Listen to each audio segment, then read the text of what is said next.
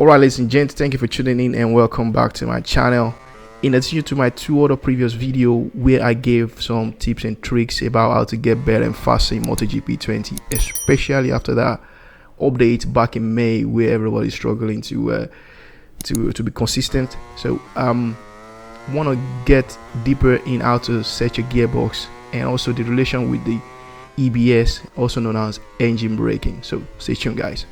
Alright guys, what's EBS? EBS in full terms, engine braking system, and its ability for the bike to decrease its speed while you are off the throttle and slowing down for a corner. So what's the relation between the gearbox setting and the EBS? Well guys, I'm going to be showing you two different gearbox settings for this track.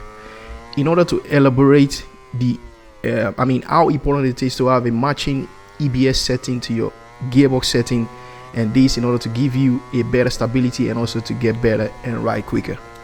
Alright, gearbox setting. As you can see now on your screen, I'm showing you the first example for this track, Jerez.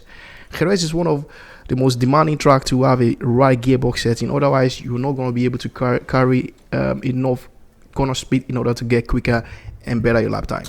Exiting the first bend and approaching my braking zone under the advert board overhead, you will notice that I jump on the brake, shift down one click, and the rear almost step around and I couldn't make the corner very well. Alright guys, check out the slow-mo footage. Comparing MotoGP 19 and 20, you will see that the front brake of MotoGP 20 is much more aggressive, and when you are using a high EBS setting and using maybe a wrong gearbox setting for a track, it will frustrate you because the bike just want to flip around because you are constantly creating an instability at the rear of the bike. Okay, moving on to the second gearbox setting. This gearbox is set to have a snappy and quicker acceleration from first gear and low end, and the final ratio is set to have a little bit of less top speed because we are in Jerez, we don't have a lot of straight and we need stability at the high speed corners. Alright, exiting the first bend and approaching my braking zone under the advertising board overhead, you can see that the back end was much more stable and I was able to get my traction out much more easy. Understanding the effect of the electronics on your bike behavior is very, very important. As you can see here, I shift down a bit later than the previous footage. I was able to make the apex much easier, get the bike to turning much faster and get the traction out straight away without any hassle. So let's say you go for like EBS 3 setting, you will notice that the bike is pushing a little bit towards the edge of the track because you're going to be getting a little bit more understeer, and that puts it stressed onto the front end of the bike, and that's the reason most of the guys just fall very easily, because when you have a EBS setting a bit higher, it helps as well, but it also has its disadvantages. And one of the disadvantages is during the race or during a lap, getting your rear tire to get worn out much quicker, or getting your rear end to be very hot and climbing temperature very quick. And these also depend on your riding style and how you ride and how you just apply the throttle as well, and maybe the gearbox setting that works for me doesn't really gonna work for you, or vice versa. So it's just about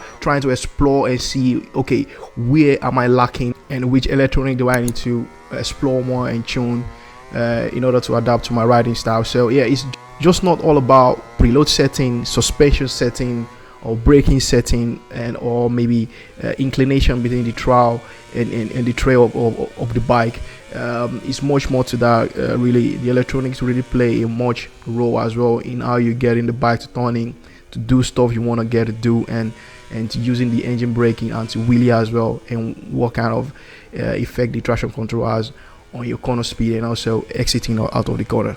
Check out the pop-up button for my two previous videos where I explain and give some advice and trick in order to get quicker, and also about the different riding style in the game and other thing I recommended you trying out.